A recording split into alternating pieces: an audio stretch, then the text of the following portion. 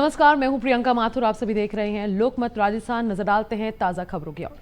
रूस के विदेश मंत्री सर्गेई लावरोव ने गुरुवार को कहा कि पश्चिमी देश भारत और चीन को आपस में भिड़ाने की कोशिश कर रहे हैं। उन्होंने कहा, एशिया प्रशांत क्षेत्र को पश्चिमी देश अब इंडो पैसिफिक कहने लगे हैं। ऐसा करके वे अपनी नीति को चीन के खिलाफ साफ तौर पर दिखा रहे हैं। इससे वे हमारे दोस्त और पड़ोसी देश भारत और चीन को आपस में टकराने की कोशिश कर रहे हैं। लावरोव ने कहा कि पश्चिमी देश एशिया में एसीएन को भी कमजोर करने की कोशिश कर रहे हैं। एसीएन दक्षिण पूर्व एशिया के 10 देशों का समूह है जो आर्थिक और सुरक्षा सहयोग को बढ़ावा देता है।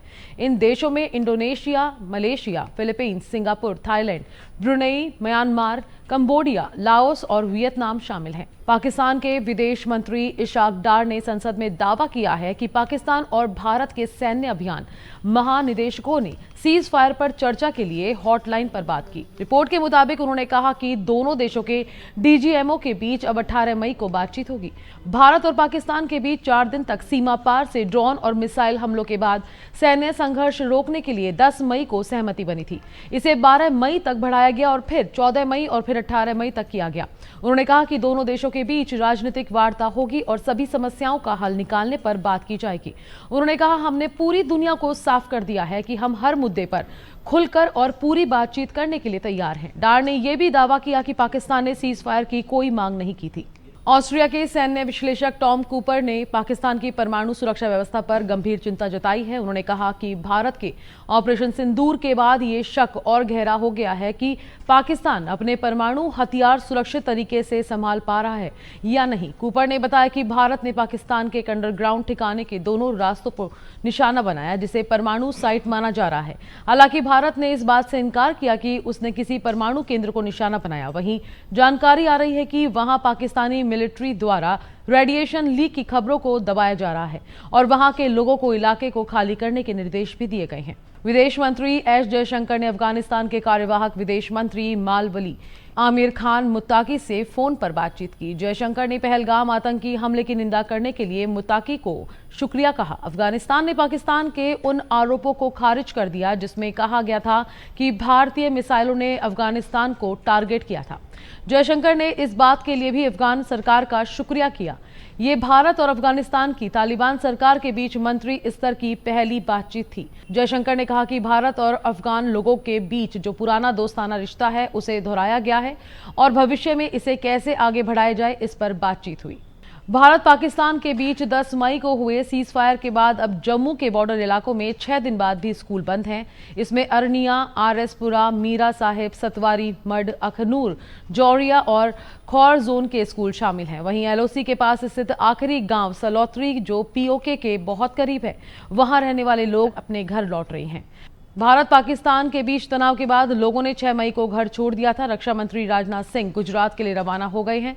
वे भुज एयरफोर्स स्टेशन जाएंगे। एक दिन पहले राजनाथ श्रीनगर के बादामी बाग छावनी पहुंचे थे, जहां उन्होंने पाकिस्तान की तरफ से दागे गए गोले देखे थे। इसके बाद जवानों से मुलाकात भी की थी।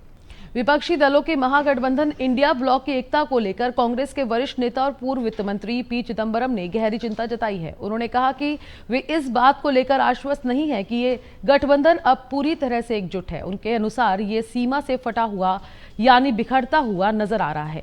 चिदंबरम ने कहा कि इंडिया गठबंधन का भविष्य उतना उज्जवल नहीं दिखता जैसा कि मृत्युंजय यादव ने कहा। उन्हें लगता है कि गठबंधन अब भी बरकरार है, लेकिन इस बारे में मैं आश्वस्त नहीं हूं। अगर ये पूरी तरह से बना हुआ है तो मुझे बहुत खुशी होगी, लेकिन संकेत ये है कि ये बहुत कमजोर पड़ गया है।